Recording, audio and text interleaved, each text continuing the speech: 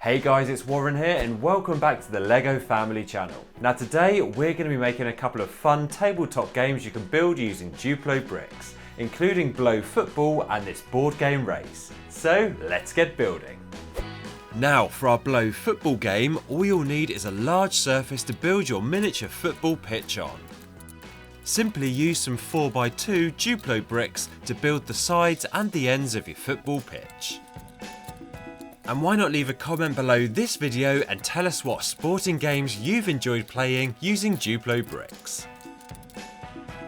Now remember to include a goal at either end of the pitch, and why not also add a stand for some spectators to sit on. Include a couple of fans to cheer you on whilst playing the Blow Football game, and add any more finishing touches you want to make your miniature football pitch as realistic as possible. And now it's your chance to be the winner of the renowned LEGO Football Cup. So to play the Blow Football game, all you'll need is a ping pong ball, and each player will need one straw to blow the ping pong ball into your goal whilst up against your opponent.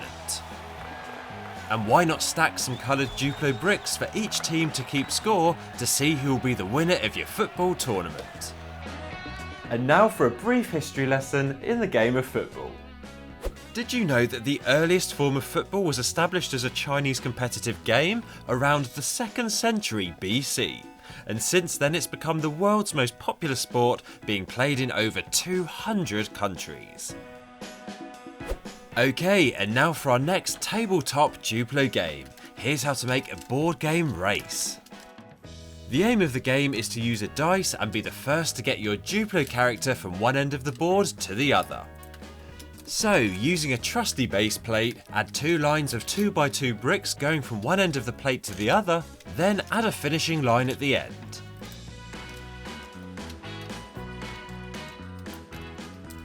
Add any additional decorations you may want on the game, then each player needs to pick a Duplo character.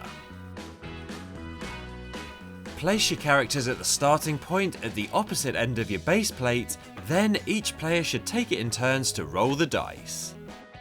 And whatever number you roll is the number of pieces you move your Duplo character by. Now you can make the game even longer by attaching more than one base plate together, then it's the first character to get to the finishing line to win the game. Now there are loads more creative ways you can use Duplo bricks to help your child develop. So remember to subscribe to the LEGO family channel for loads more tips and hacks to help make your life just that little bit easier.